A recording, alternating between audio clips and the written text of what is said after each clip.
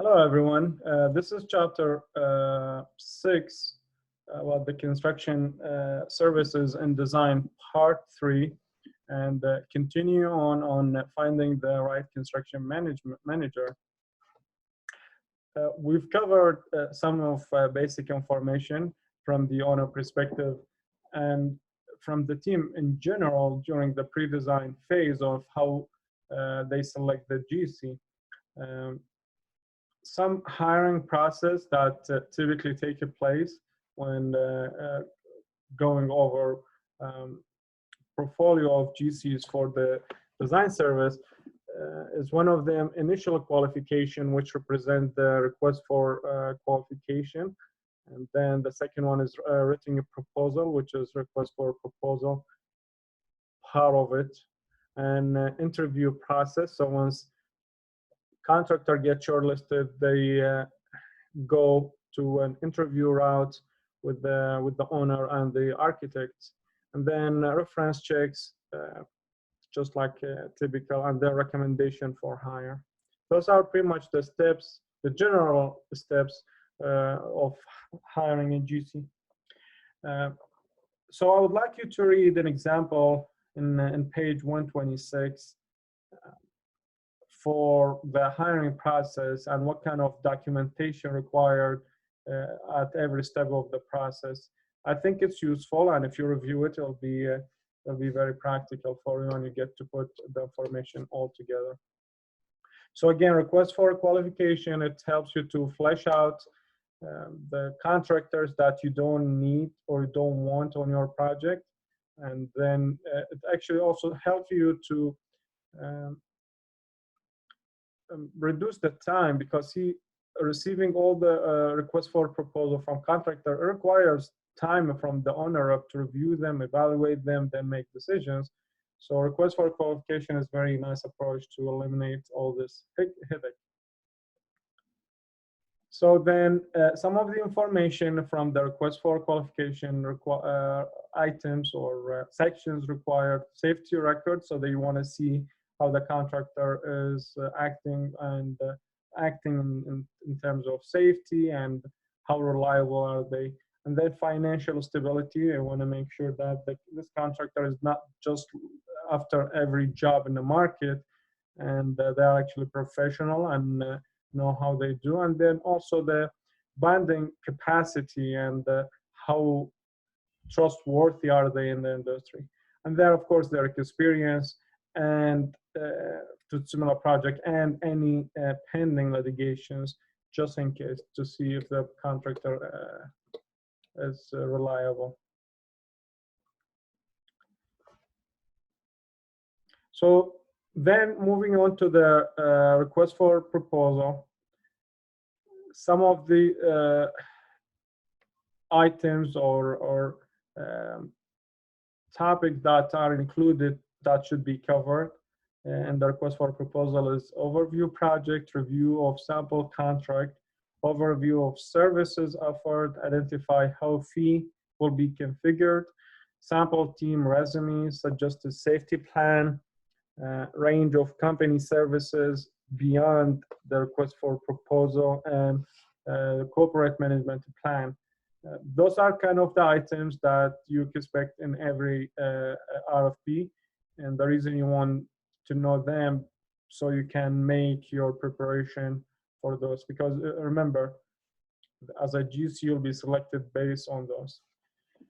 Then moving on to the next step, which is shortlisting. So let's say an owner received all these requests for qualifications and got to eliminate some bunch of contractors, then gone down to, let's say, 10 or 15, maybe less, maybe more. Then you go to request for proposal, and then you sort through them and eventually shortlist them into 2 or 3 contractors that you think you'll be working with as an owner or as an architect as well.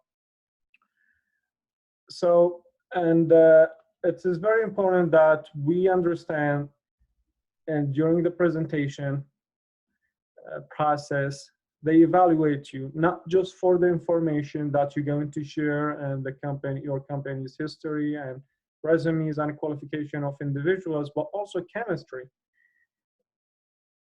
I remember when we went to Reno competition and I saw the evaluation breakdown of teams.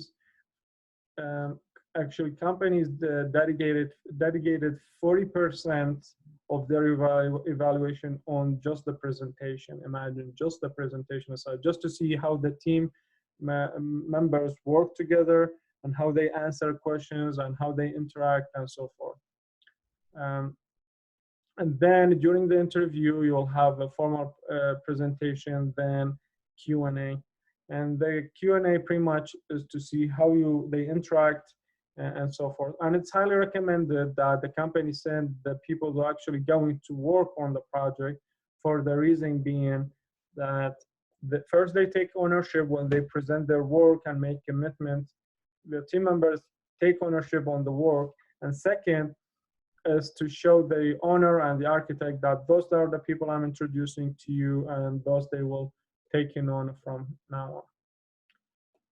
So then the typical format of the request for proposal is executive summary. So you're going to write a paragraph or two on the project overall to show them that you understand the project entirely. There's details entirely, and some of the project approaches, if there is any scope of work, you need to break down the prices for them, your scheduling, safety, and logistic, value engineering. They all have to be clear and concise. And also you want to share with them the quality assurance, the quality control plan, and the safety plan as well. And then you also would include the contract type. Is it the AIA, which is the American Institute of Architects, or the American General Contractor formats, because they vary. Then some of the criteria for good RFP is that you see here on this slide: uniqueness. Uniqueness is not in terms of being different and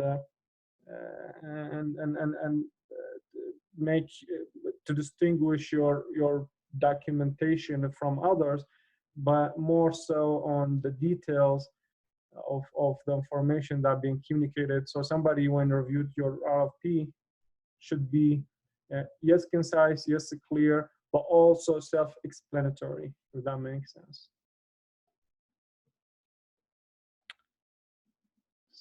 Some key factor that helps you to win an RFP is know your competition.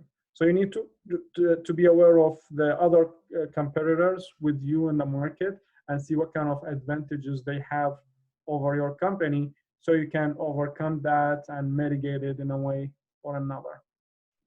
And then establish relationships with when it's possible, and of course that's common sense, and identify the owner's hot points. Like in bigger projects, if you guys remember, also we talked about the feasibility study. So if you can get hold on these feasibility studies document and review them, then you will understand more what the owners wants, and kind of hit these points to make your documentation attractive. Then in every project you have schedule, constructability review, and a price. They all have to be competitive, and your presentation, of course, should be presentable. So with that, I'll stop here.